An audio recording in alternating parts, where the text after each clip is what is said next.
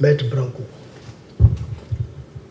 c'était en exécution de mandat d'arrêt international. Ça veut dire que le procureur n'a rien à voir dans ça. Le procureur de la République n'a rien à voir dans ça. Le procureur général, encore moins. Le ministre de la Justice non plus. Ce n'est pas la chaîne pénale du parquet qui s'en est occupée. C'est un mandat d'arrêt international. Voilà pourquoi, d'ailleurs, quand il a été arrêté en exécution du mandat d'arrêt, il n'a pas été renvoyé chez le procureur. Le procureur ne l'a pas vu. Il a été renvoyé, il a été écroué à Rebeuss, extrait, présenté au juge d'instruction, qu'il a inculpé à cause de la liberté provisoire, il est parti. Le procureur ne l'a pas vu. C'est en exécution de mandat d'arrêt international. C'est entre le juge et lui. Le parquet n'a rien à voir dans ça. Donc c'est une situation spécifique qu'il faut bien distinguer. Deuxième cas. Le mandat d'arrêt international, il a été requis par le parquet. Baba, s'il te plaît, quoi. Merci. Oui, le parquet demande, sollicite. Mais c'est le juge d'instruction qui exécute. Mais quand le juge exécute, après, le juge, il est indépendant. Le juge est indépendant du parquet.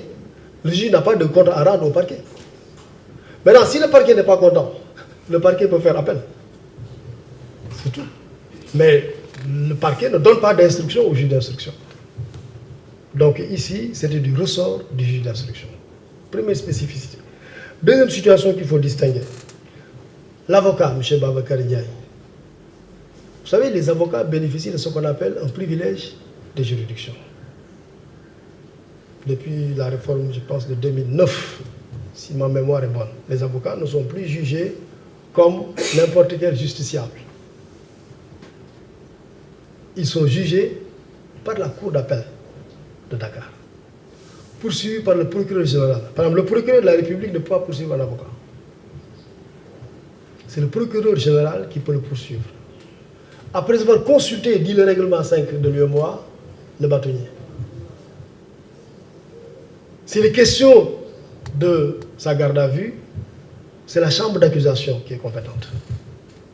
Si les questions de jugement, c'est toujours la cour d'appel qui les juge. Donc c'est un privilège de juridiction, c'est différent. Donc on a mis ici en branle des procédures qui sont des procédures spécifiques, des procédures dérogatoires aux procédures de droit commun. C'est ça, je pense qu'il faut comprendre. Maintenant, les autres, ils sont poursuivis d'après les procédures de droit commun. Enquête, information, instruction si nécessaire, mandat de dépôt si nécessaire, bracelet électronique si nécessaire, jugement le cas échéant. C'est des procédures de droit commun qui s'appliquent. Et je ne sais pas moi sur quoi vont déboucher ces procédures. En ce qui concerne notamment le maire, vous avez cité le maire et qui d'autre? Voilà, les autres, ils sont poursuivis. Oui, d'accord. Dans la même affaire, mais d'après des procédures de droit commun, pas des procédures dérogatoires. Maintenant, on va voir ce que vont donner ces procédures.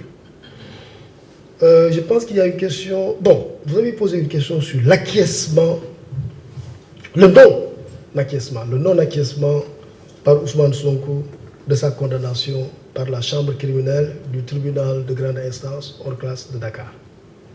C'est son droit. Mais je voulais juste rappeler que il a été actuellement arrêté,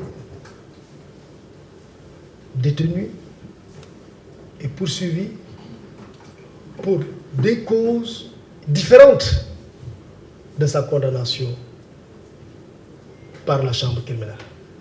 Ça n'a rien à voir. Il faut déconnecter les deux. Autrement dit, s'il se constitue prisonnier de son propre chef, ou est arrêté en exécution du jugement de la chambre criminelle, oui, la contumace tombe. Mais ici, ce n'est ni l'un ni l'autre. Il ne s'est pas constitué prisonnier, il n'est pas arrêté en exécution du jugement de la chambre criminelle. Il est arrêté ou poursuivi pour des chefs d'inculpation que le procureur de la République a bien décliné la semaine passée et qui n'ont rien à voir avec sa condamnation devant la chambre criminelle. Donc la contumace est toujours d'actualité. Et l'article 312 du Code de procédure pénale est clair. Le contumax est frappé de toutes les déchéances prévues par la loi. Le contumax est frappé de toutes les déchéances prévues par la loi. Et donc, pour l'instant, la contumace ne tombe pas. Parce que le jugement de la chambre criminelle qui l'a condamné à 2 ans d'emprisonnement ferme n'est pas exécuté. Il est aujourd'hui détenu et poursuivi pour autre cause. Merci. Alors, nous allons passer la parole à Marem Ndiaye, c'est ça, hein, de Marem Ndiaye, non? TFM, oui, c'est ça, tout à fait.